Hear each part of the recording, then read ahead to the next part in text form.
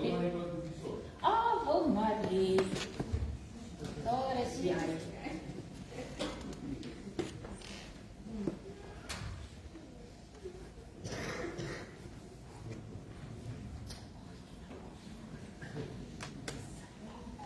Hartlik geluk. Kyk hierdie mooi dingetje op jou arm. En, wat is haar naam? Mika. Hallo liefie, hoe oud is Mika? Nou het ek julle net so die verbygang gesien, maar jy was te ver dat ek kon groet. Dit is wonderlik.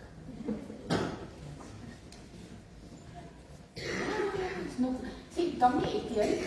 Ek gaan dat jy my dagboek hou. Ok, jy vir jaar, maar dan mag Sissie ook een kry. Hoop dis 'n mooi verjaarsdag vir jou, hoor. Nog iemand wat verjaar? Ons nou gelukkig. Dankie Etienne. Jy het nou vanoggend vir my gered.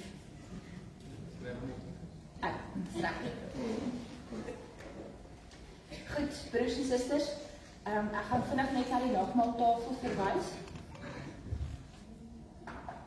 Soos julle sien, en dit was 'n versoek geweest dat ons die nagmaalbeker terugbring. So die van julle wat verkies om nie die nagmaalbeker te gebruik nie, laat hom net verbygaan. En dan in die glasie sal jy, weet julle nou alles daar, die appelsap wat lig is, en die wyn wat dan die donker kleur is. So, as jy verkies om appelsap te drink, dan is jy welkom om dit te doen. Goed, en verder dan is ons eintlik terug by die gewone tradisie van nagmaal, dat ons die borde aanstuur en dan die bekers aanstuur. Goed, kom ons raak so vir 'n oomblik stil, en dan gaan ons voor met ons erediens. Ek herinner net aan vanaand, professor Jaco Beyer se gesprek oor godsdienste. Dit is 5:30. Dit is vroeg, sodat ons dan nog so vinnig kan huis toe gaan. So as julle daar vakansie kom kuier saam met ons asseblief. En dan volgende Sondag is dit Pinksterfees en dit gaan 'n regtig lofprysing wees. Dit gaan 'n baie mooi erediens wees om by te woon. Goed, kom ons raak stil en dan gaan ons voort met ons erediens.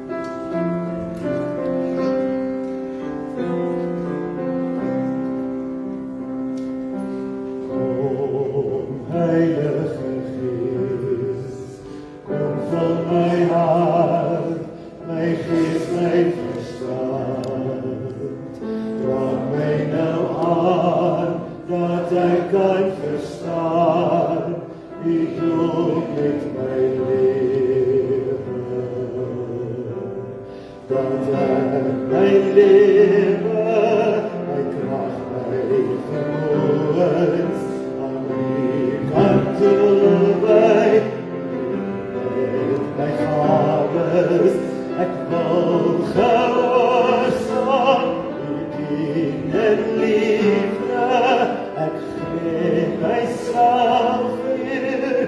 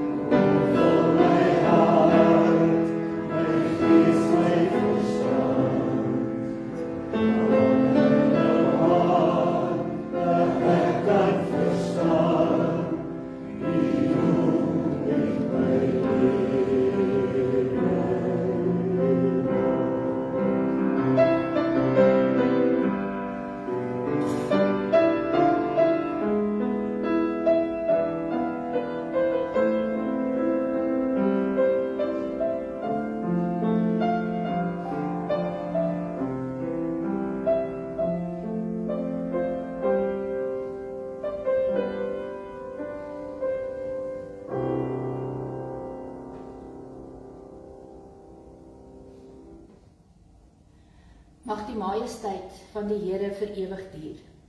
Mag die Here hom verheug in sy werke. Hy wat na die aarde kyk en dit bewe, wat aan die berge raak en hulle rook. Ek wil vir die Here sing solank ek leef. Ek wil my God besing solank ek bestaan. Gemeente, genade en vrede vir u van God ons Vader, van Jesus Christus die Here en van die Heilige Gees. Amen.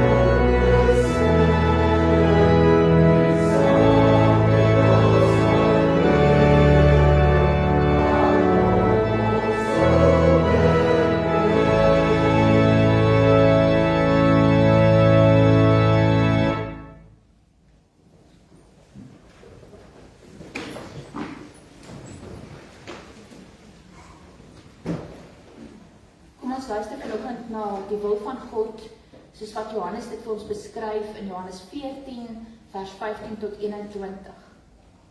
As julle my liefhet, sal julle my opdragte uitvoer. Ek sal die Vader vra, en hy sal vir julle 'n ander voorspraak stuur om ewig by julle te wees, naamlik die Gees van die waarheid. Die wêreld kan hom nie ontvang nie, omdat hulle hom nie sien en hom nie ken nie. Maar julle ken hom, omdat hy by julle bly en in julle sal wees.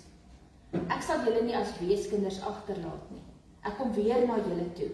Nog net 'n rukkie, dan sien die wêreld my nie meer nie, maar julle sien my, omdat ek lewe en julle sal lewe.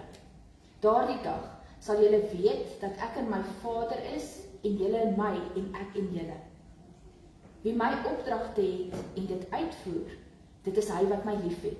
En wie my liefhet, hom sal my Vader lief hê, en ek sal hom ook lief hê, en hom en my aan hom openbaar.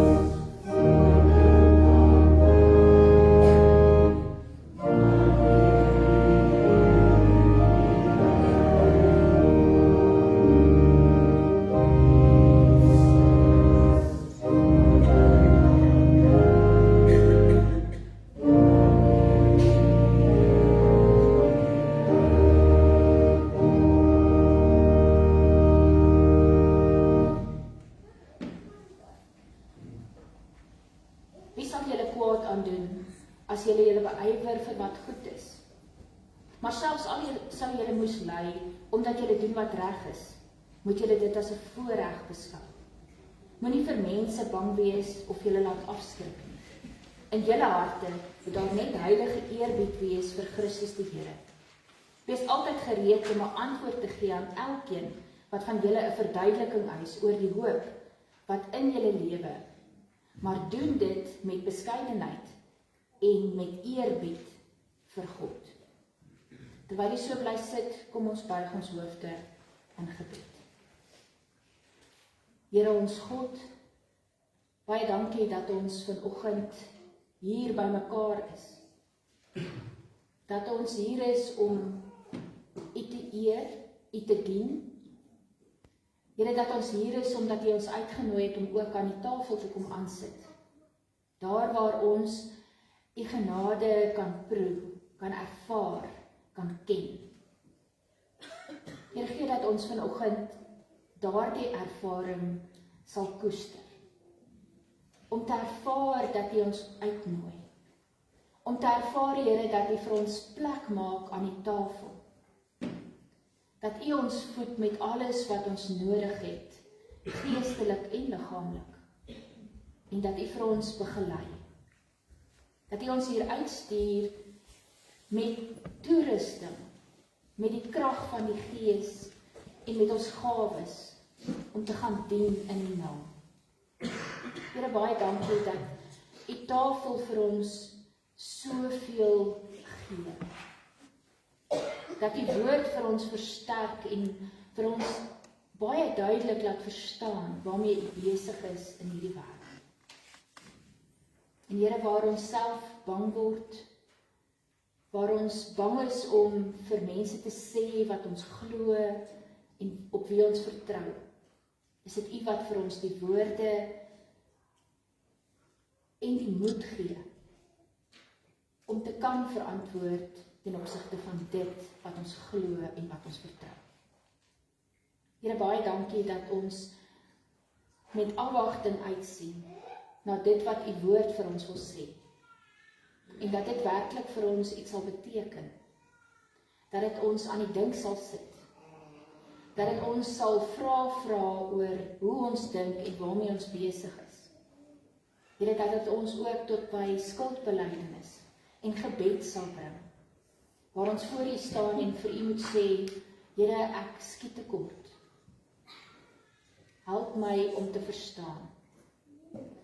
Staan my by in my ongeloof en my vertroue wat te min is en my insig wat partymal tekort is. En lei my om beter te verstaan en uiteindelik ook meer en dieper te glo en te gaan leef met dit.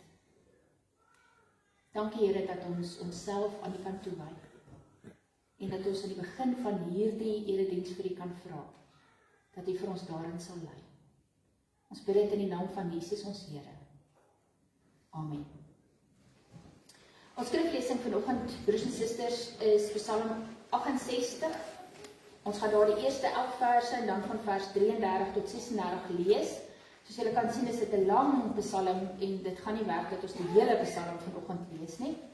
En natuurlik die eerste wat ek oopmaak waar daar iemand is wat so 'n bietjie 'n teologiese beskrywing gee, is die eerste woorde wat daar staan. Hierdie is 'n baie moeilike Psalm om te verstaan.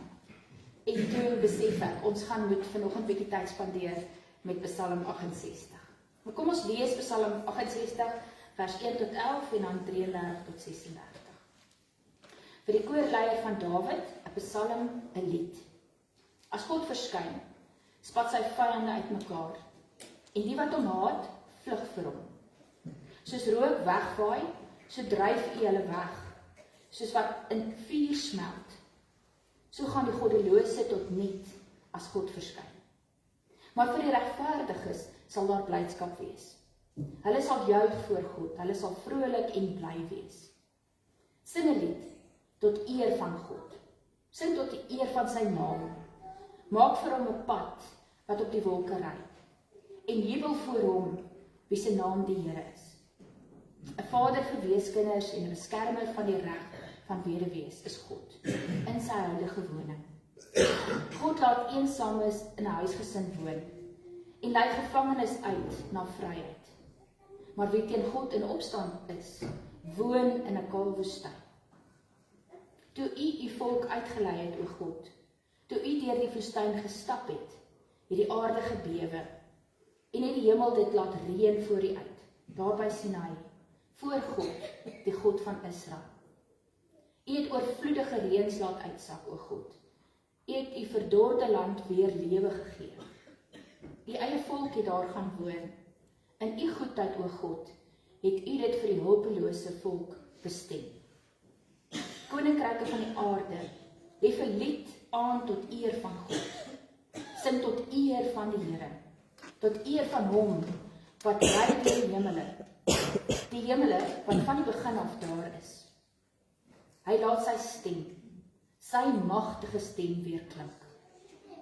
Erken dat God magtig is. Hy heers oor Israel. Hy het mag oor die wolke. God wek ontzag wanneer hy uit sy heiligdom kom. Hy is die God van Israel. Hy gee krag en sterkte aan sy volk. Aan God kom die lof toe. Ons lees vanoggend tot sover. Gelukkig is elkeen wat luister na hierdie woord en gaan leef uit hierdie woord. Miskien moet ons vanoggend, broers en susters, net begin by die agtergrond van Psalm 68. Daar was 'n tyd, uiteindelik toe Dawid koning is en hy sy regering gestabiliseer het, min of meer sy vyande stil gemaak het, dat hy besluit het, hy gaan vir hom 'n nuwe hoofstad vestig. En hy vestig toe Jerusalem as die hoofstad van Israel. En hy doen 'n baie strategiese ding, want hy het 12 stamme wat hy moet verenig hou. So hy vestig sy hoofstad, die politiese hoofstad van sy ryk in Jerusalem. Maar hy doen 'n tweede ding. Hy wil baie graag die tempel daar wou bou en moes wag, want dit was nie vir hom beskore om die tempel daar te bou nie. Hy het toe die ark laat haal, sodat hy in die tent van ontmoeting kan staan. So hy bring ook die godsdiens van Israel na sy hoofstad toe. Strategies verbind hy Israel in terme van politiek en geloof, alles saam waar sy hoofstad is en waar hy op sy troon sit. So dis die agtergrond van hierdie Psalm. Hy skryf hierdie Psalm nadat, en ons lees in 2 Samuel 6, dat hy voor die ark uitgedans het, toe hulle hierdie ark in Jerusalem ingebring het. Hy het gejubel, hy het God geloof vir hierdie geleentheid om uiteindelik sy volk te bring by daardie punt wat God beloof het. Verenig, een hoofstad, een koning, maar 'n koning wat aan God onderdanig is. En dan doen Dawid 'n baie interessante ding in hierdie Psalm. Die tradisie van daardie tyd en nog veel later is dit, is dat wanneer 'n koning uitgegaan het en 'n oorlog gaan voer het en sy vyand verslaan het, dan het hy so 'n triomftog, so optog gehou om te wys dat hy die een is wat oorwin het, en ook om 'n geleentheid te skep waar hy alles wat hy gebuit het vir sy volk kan wys. So hierdie optog kom met al die gevangenes wat hy gehad het en al die goed wat hy gebuit het van hierdie vyand van hom, het hy hierdie reuse optog om sy mag te vertoon. En Dawid gebruik hierdie beeld wat hulle baie goed ken, van hierdie koning wat op sy triomftog deur die strate kom, met alles wat hy gebuit het, en dan was die tradisie dat hy sommige van hierdie goed ook uitgedeel het aan sy onderdane. Hy gebruik hierdie beeld. En hy begin, omdat hy hierdie beeld verstaan, God in hierdie beeld vir hulle uit te wys en te verduidelik. God wat in sy triomftog op pad is. Hy wat op die wolke ry. dat daar vir hom 'n pad gemaak moet word, want hy is die groot oorwinnaar. So in hierdie taal wat Dawid gebruik, probeer hy vir ons iets verduidelik van die opperheer, die groot oorwinnaar, die een wat nooit sy kop sal buig voor iemand anders, maar altyd die oorwinnaar sal wees in alles wat hy doen. Van hom sê Dawid, niemand gaan in sy plek staan nie. Hy is die een wat in beheer is. En die taal wat hy hier gebruik is groot, dis mag en majesteit. Dit is die grootheid van God. Dis die oorwinnaar op sy oorwinningstog. En dan is dit nie 'n oorwinningstog of 'n triomftog in strate nie. Dis deur die wolke. Dis in die sterrehemel. Dis bo oor die aarde. En dis woorde wat Dawid probeer gebruik om vir ons te sê dat ons te doen het met die groote, almagtige God, wat nie soos 'n mens is nie.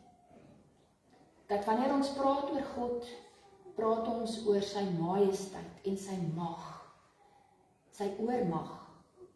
En moet die woorde wat ons gebruik iets daarvan probeer verduidelik. En moet ons as mense die gesag van God en sy mag en sy majesteit baie ernstig opneem. Maar dan sit hy ook 'n tweede ding hier aan wat God doen. En dit anders as wat die gewone konings in hulle triomftogte sou doen. Anders as wat een koning sou doen met 'n ander land en 'n ander volk. Dawid beskryf vir ons dat God barmhartig is. Dawid beskryf hier vir ons dat God opstaan vir hulle wat nie vir hulle self kan opstaan nie. Dat God intree vir hulle wat in nood is en vir hulle wat hulpeloos is. Word mooi beskryf nie, hy is die vader vir die vaderloses. Hy is die beskermer van die weduwees. Hy gee aan hulle bestaansreg wat geen reg het nie. So hierdie God met sy oppermag en sy triomftog en niemand wat in sy plek kan staan nie, is ook die God wat al reeds in die Ou Testament vir ons verduidelik word en beskryf word as 'n God vol genade, 'n barmhartige God, 'n God wat instaan vir hulle wat nie 'n staanplek het nie. Wat ook die nood raak sien van hulle wat deur niemand anders raak gesien word nie. En broers en susters, in die Nuwe Testament word dit vir ons uiteraard ook uitgespel. Dat ons hierdie God het wat tegelykertyd ver is, opperheer is, maar 'n God wat kies om hier by ons te wees, om barmhartig te wees, om sy liefde uit te deel, om ons te red wat nie gered behoort te word nie. So as hy praat hier van die verlorenes en die wat nie 'n staanplek het nie en die wat nie reg het nie, dan is dit nie mense ver van ons af nie. Dan sluit hy ons by daardie groep in. Ons wat eintlik nie 'n staanplek voor God het nie. Ons wat eintlik geen stem het as dit kom by geregtigheid en by God wat na ons kyk nie. Maar God gee vir elkeen van ons 'n staanplek voor. God gee vir elke mens 'n staanplek voor hom. En hy word ons Vader. En hy word ons beskermheer. En hy word die een wat oor ons lewens regeer en wat ons beskerm en wat ons begelei. Hierdie Psalm vir ons sê dat God Jahwe is die opperheer, is die onbetwiste heerser. Maar hierdie Jahwe is ook 'n genadige en 'n liefdevolle God. Teenoor die wat onregmatig optree, sal hy optree. Maar vir die wat hom nodig het, sal hy instaan, sal hy daar wees, sal hy red. Ek wil julle so vir 'n oomblik vat na die Nuwe Testament in Efesiërs 4 vers 8 en ek gaan ook tydens die tafel hierdie gedeelte vir julle lees. Efesiërs 4 vers 8 is waar Paulus hierdie psalm en sy bedoeling vat en dit toepas op Jesus Christus. Hy praat daarvan Christus se triomftog. Christus wat oorwin het, wat neergedaal het en dan weer heen gegaan het hemel toe en ons het sopas hemelvaart gevier. En in hierdie triomftog het God almal bymekaar gemaak wat hom nodig het, vir wie hy lief is. En hulle deel gemaak van hierdie triomftog. En dan word hier vir ons 'n baie interessante ding gesê. Hy sê hier word ook gawes uitgedeel, soos wat die ou konings goed uitgedeel het wat hulle gebou het. Deel God in Christus en deur sy Gees vir ons die gawes uit, sodat ons toegerus is, sodat ons deel is van hierdie triomftog en deel is van God se plan en van sy genade. So Paulus maak van hierdie triomftog wat eintlik 'n aardse regeerder ding is, maak hy God se triomftog in Christus.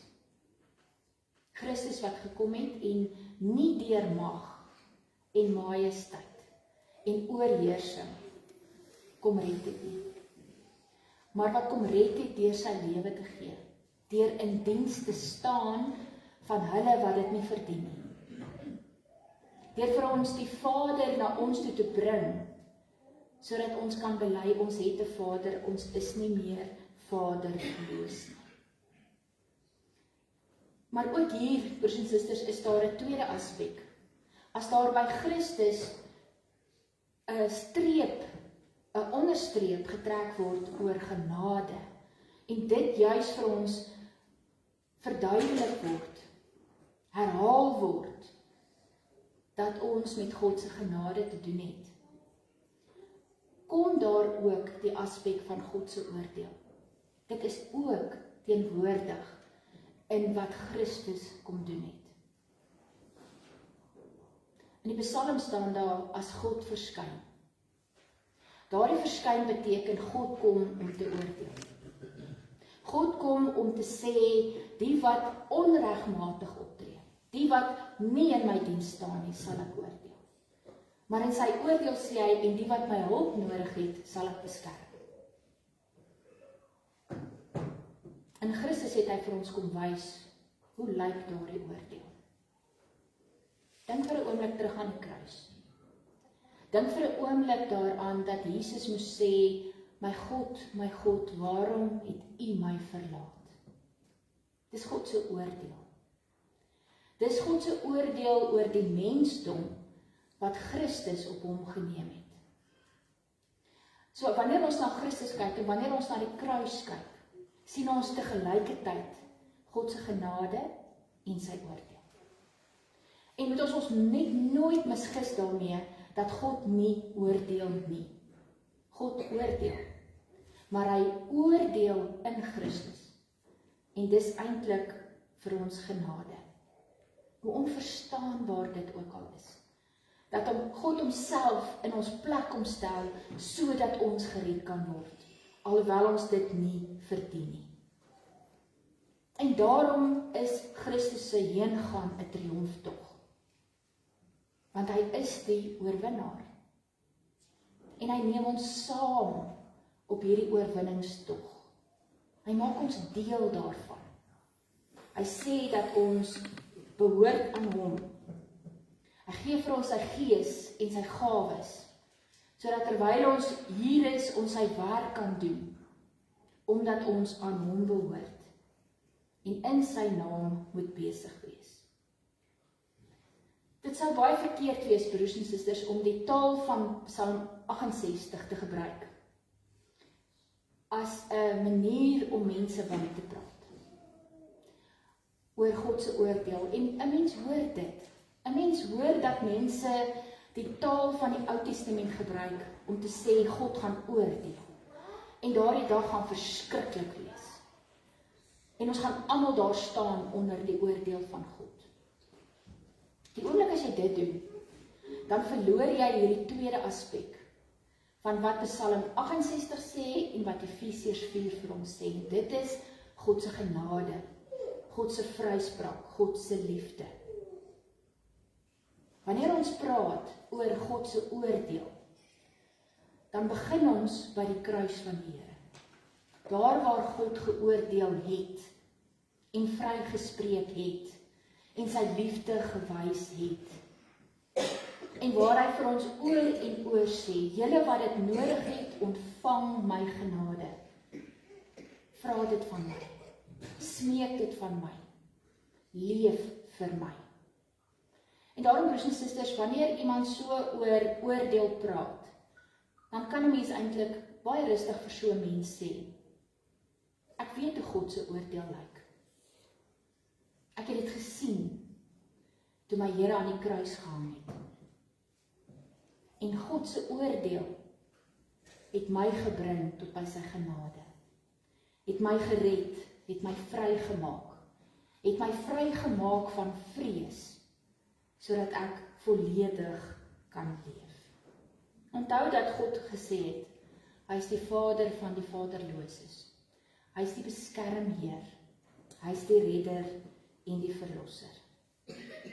Daarom aan die een kant kan ons sy genade aangryp en in sy liefde leef en hom voluit vertrou.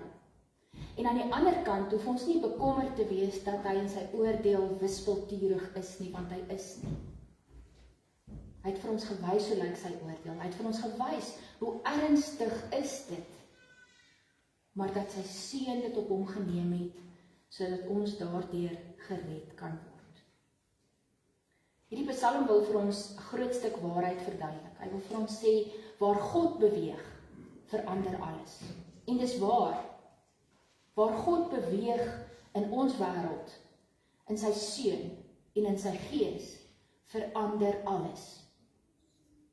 En dalk moet ons sê, verander alles ten goeie. Want waar God besig is, werk hy in sy genade en in sy liefde, en is sy genade altyd die laaste woord. Is dit 'n uitnodiging om by hom te wees en by hom te bly en saam met hom te leef.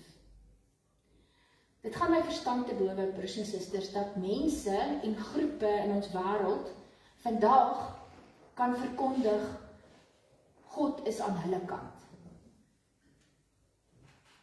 Dink 'n bietjie mooi, wat sê jy oor hierdie almagtige, ewige God, dat jy vir hom so klein wil maak, dat jy vir hom aan 'n menslike groep of beweging wil koppel.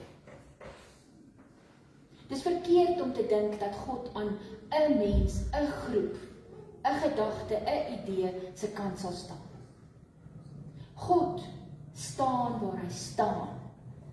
God is die almagtige, ewige God. En deur die kruis van Jesus Christus het ons by hom gaan staan. Moet ons onsself inpas by sy wil, sy genade, sy plan. So waar 'n mens hoor dat mense so vrymatig sê, maar hulle het God aan hulle kant, moet 'n mens besef, jy maak God nie so klein dat hy iewers aan 'n mens se kant staan nie. Maar die mens word uitgenooi om by God te gaan staan. Om deel van God en van sy beweging te wees. En alles wat ons doen, moet daardeur getoets word. Wie jy is, wat jy dink, hoe jy leef, wat jy praat, moet gefilter word deur ek behoort aan God. En sy plan en sy wil is wat hier moet geskied. En moet ons baie seker maak dat ons verstaan wat God wil. En ons verstaan dit. Ons verstaan dit in die kruis.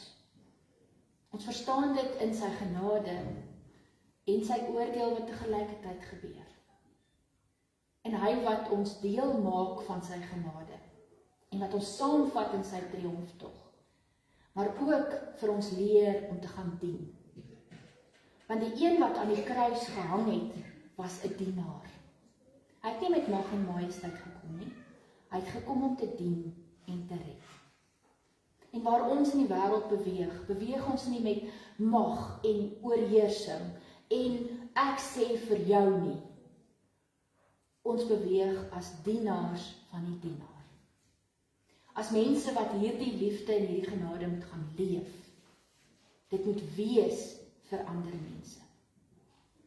En as ons dit net wil verstaan, broers en susters, dat dit nie gaan oor mag en oorheersing en ander moet stil bly want ons weet beter nie.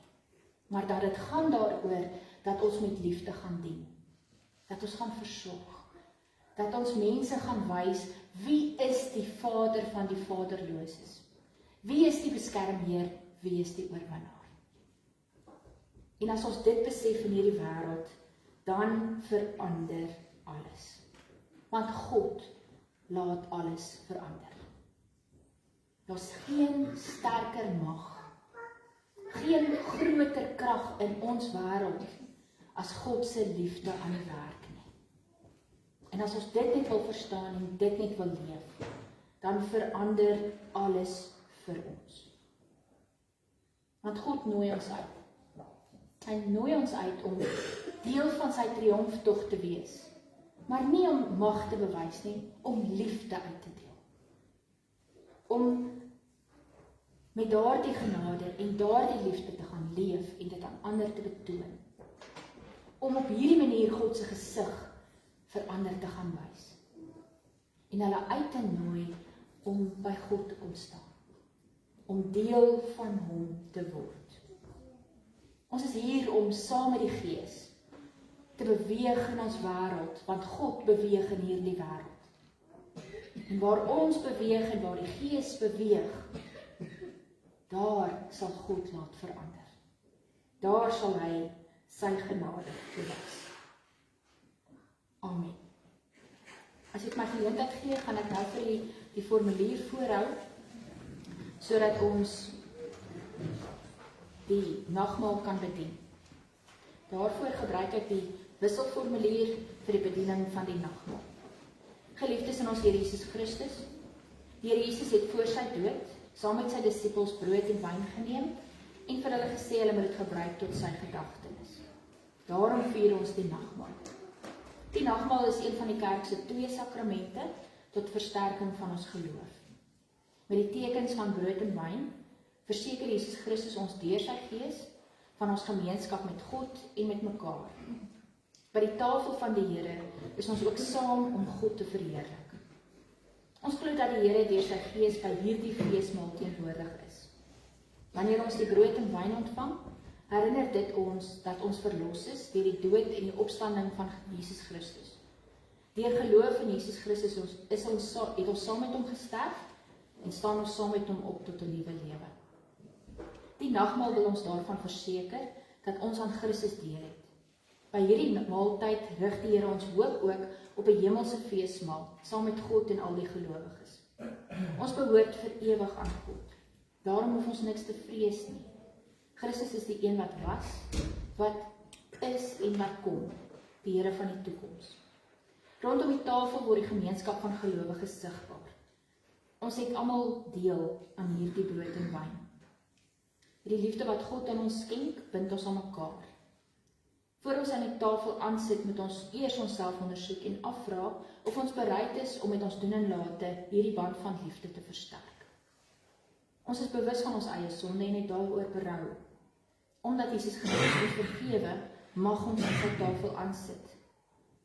En wanneer ons deelneem aan die nagmaal, verseker hy ons opnuut van sy genade. Wanneer ons van die tafel af opstaan, stuur God ons om wêreldwyd te getuig van sy versoening, sy sorg en liefde. God versorg ons met hemelse en aardse brood. Kom ons versorg uit dankbaarheid, mekaar en ander ook so. Ek wil jy hartlik uitnooi, broers en susters, om aan die nagmaaltafel te kom aansit.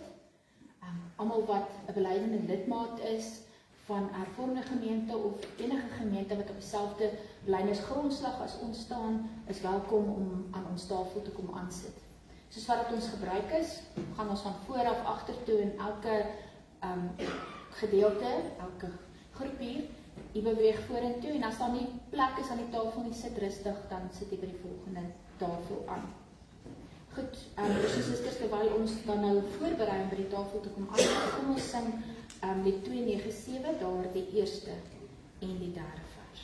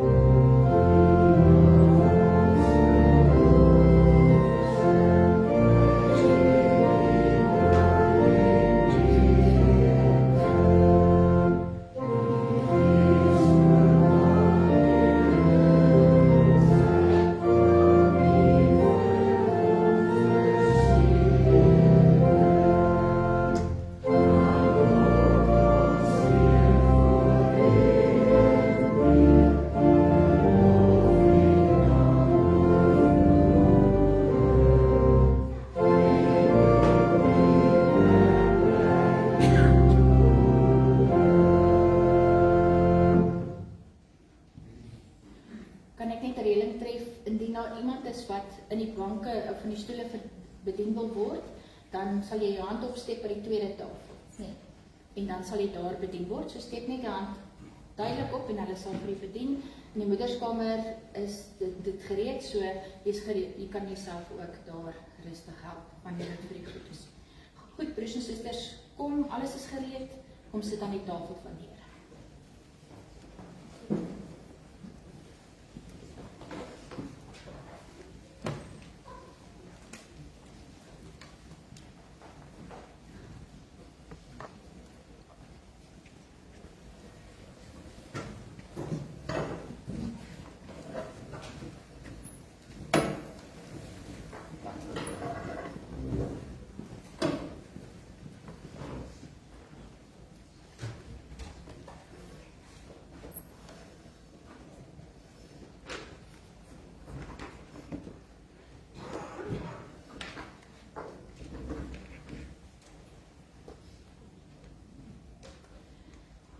Brood wat ons breek, die deel wat ons het, aan die liggaam van Christus. Neem almal en eet daarvan.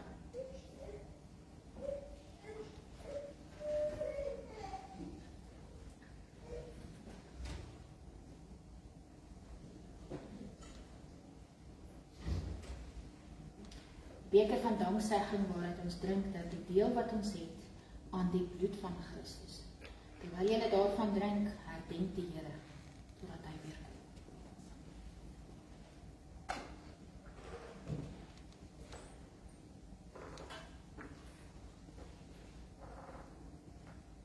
Kom ek lees vanoggend vir ons broers en susters, en ek begin by Efesiërs 4, gaan die eerste gedeelte daar lees, die eerste paar verse.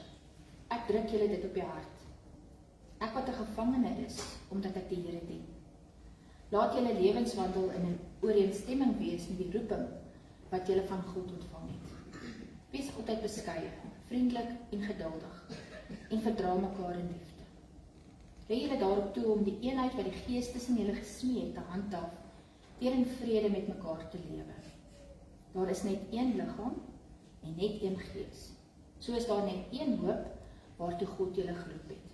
Daar is net een Here, een geloof, een doop, een God en Vader van almal.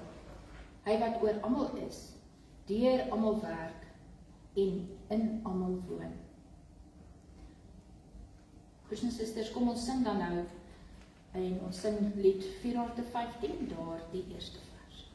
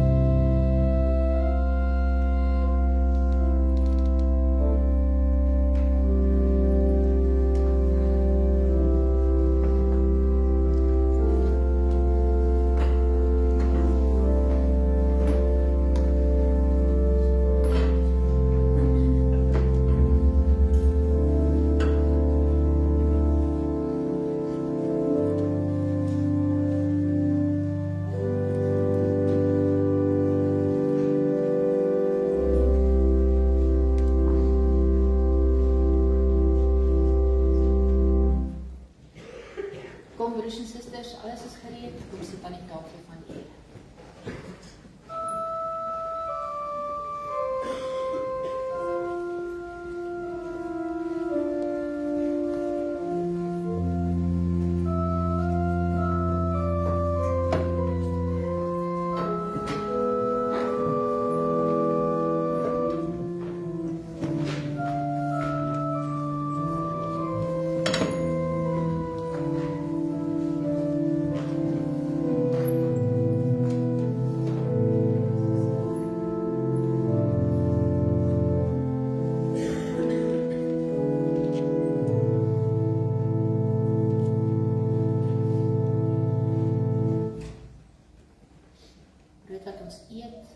Deel wat ons het aan die liggaam van Christus.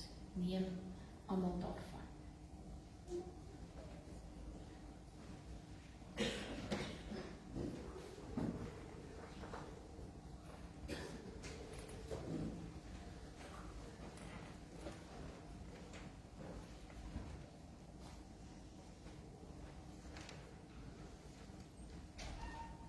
Beker waaruit ons drink, dat die deel wat ons het aan die bloed van Christus.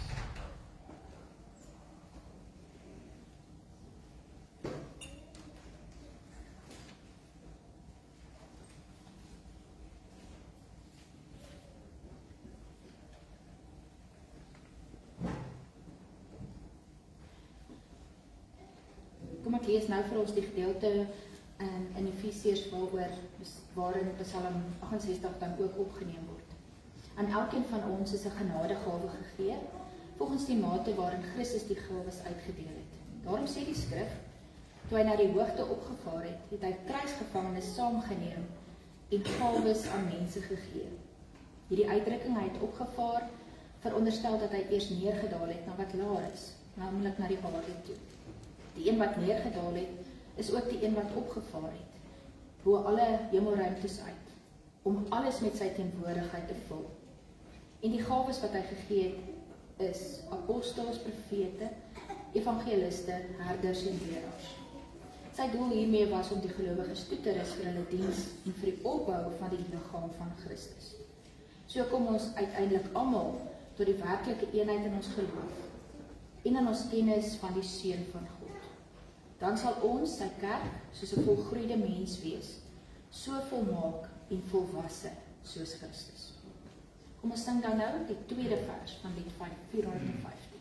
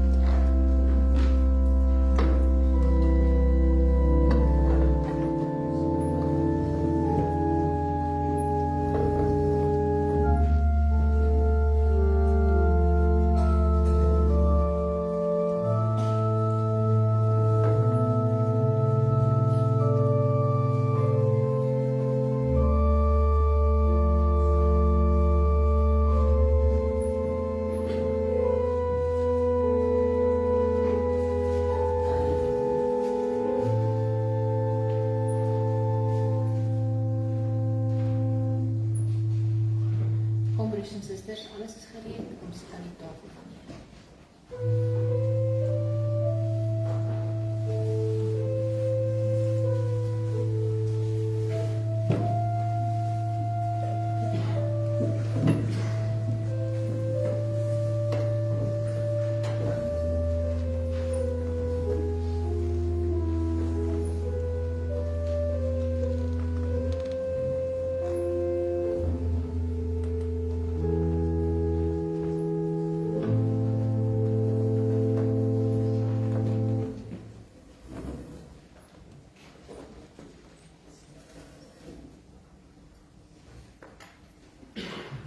breek dat die deel wat ons het aan die liggaam van Christus neem en eet daarvan.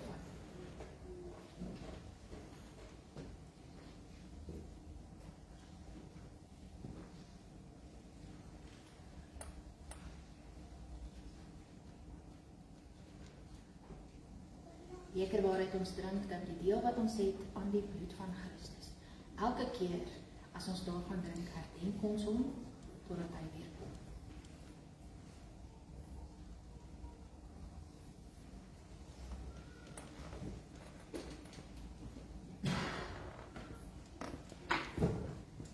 Kom ek lees vir ons die verdere gedeelte in Efesiërs 4 vanaf vers 14. Dan sal ons nie meer kinders wees. Ons sal nie meer soos golwe op en af en heen en weer geslingerd word deur elke wind van dwaalleer, as vals leraars ons met hulle slinksheid en listigheid bedwaalweef wil wegvoer nie. Nee, ons sal in liefde by die waarheid bly en so in alle opsigte groei na Christus toe. Hy is immers die hoof en uit hom groei die hele liggaam. Die verskillende liggaamsdele pas by mekaar en vorm 'n eenheid. Elkeen van hulle vervul sy funksie en so bou die liggaam hom op in liefde. Kom ons sing dan, broers en susters, die derde vers, lied 415.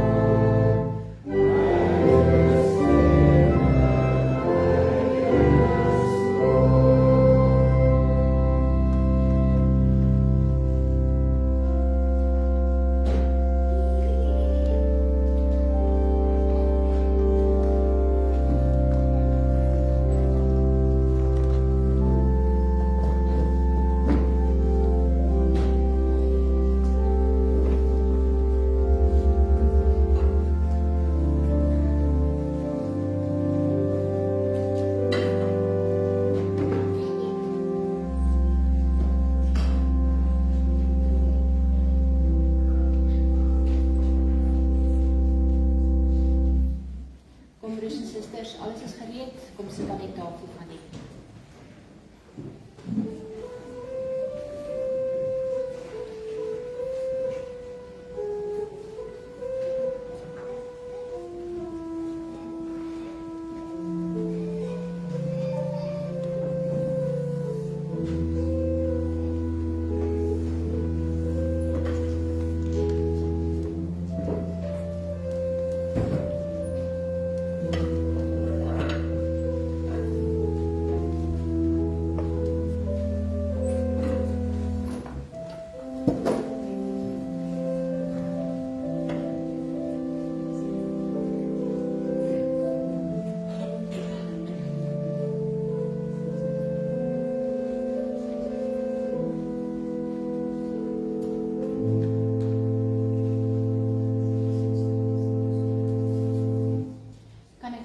Broers en susters, wie wil nog 'n geleentheid hê om aan die tafel te kom aansit? Kom julle asseblief hier en daar is nog 'n stoel, anders laat ek julle twee stoksiel alleen aan die tafel aansit. Is daar nog iemand kom gerus? Ons maak 'n plekkie.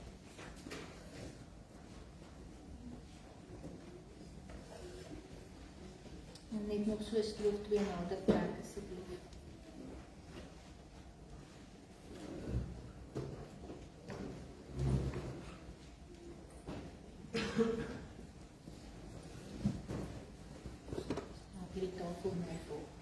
Almal geleentheid gehad, broers en susters, en dis die ons laaste tafel.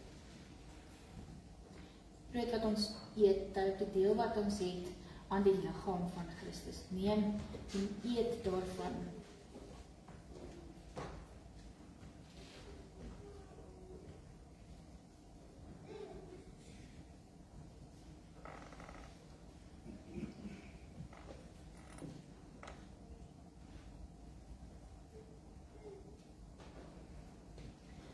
beker waaruit ons drink dat die deel wat ons het aan die bloed van Christus. Neem en drink almal daarvan.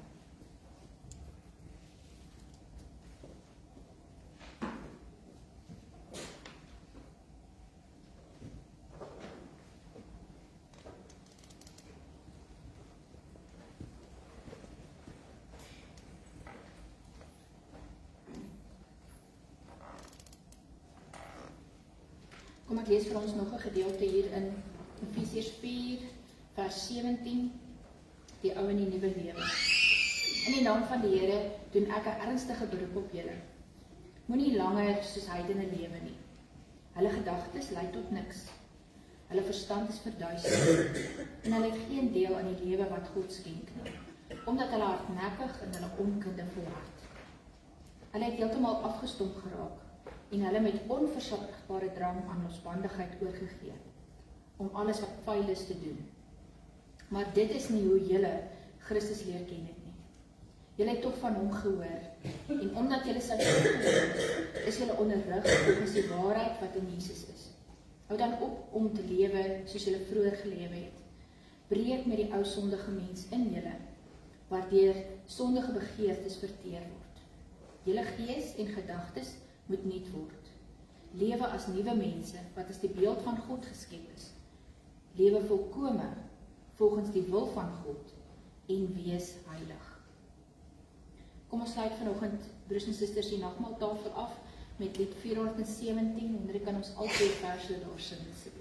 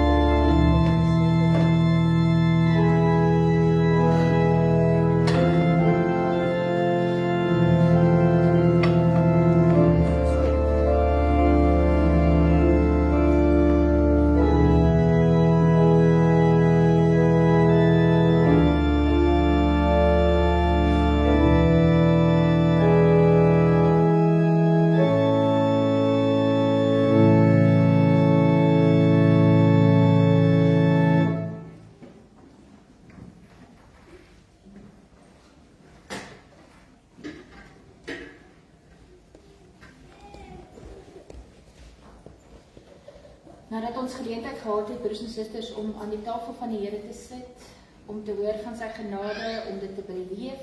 Ons hierdie stukkie broodjie in ons hand hou en 'n slukkie wyn vat. Kom ons bely nou ons geloof en ek gaan vir u vra dat ons dit almal saam doen. Dis die apostoliese geloofsbelijdenis, hy is daarbo. Kom ons bely dit saam. Ek glo in God die Vader, die Almagtige, die Skepper van die hemel en die aarde, en in Jesus Christus, sy eniggebore Seun, ons Here, wat ontvang is van die Heilige Gees, gebore is uit die Maagd Maria, wat gelei het onder Pontius Pilatus, gekruisig is, gesterf het en begrawe is, en ter helle neergedaal het, wat op die derde dag weer opgestaan het uit die dood, wat opgevaar het na die hemel, en sit aan die regterhand van God, die Almagtige Vader, van waar hy sal kom om te oordeel, die wat nog lewe, en die wat reeds gesterf het. Ek glo in die Heilige Gees. Ek glo aan 'n heilige, algemene Christelike kerk, die gemeenskap van die heiliges, die vergewing van sondes, die opstanding van die vlees en die ewige lewe. Amen. Kom ons sing nou 'n danklied, broers en susters, terwyl jy so bly sit. Ons sing vonk 205 daar, die eerste en die derde vers.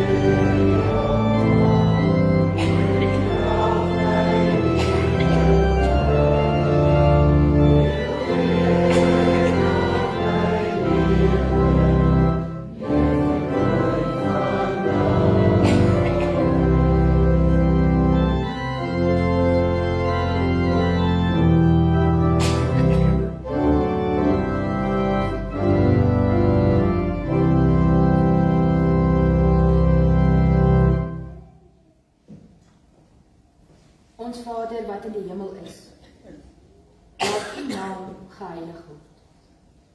Laat u koninkryk kom. Laat u wil ook op aarde geskied, net soos in die hemel. Gee ons vandag ons daaglikse brood en vergeef ons ons oortredinge, soos ons ook die vergewe wat teen ons oortree. En laat ons nie in versoeking kom nie, maar verlos ons van die bose. Want aan u behoort die koninkryk en die krag en die heerlikheid tot in ewigheid. Amen.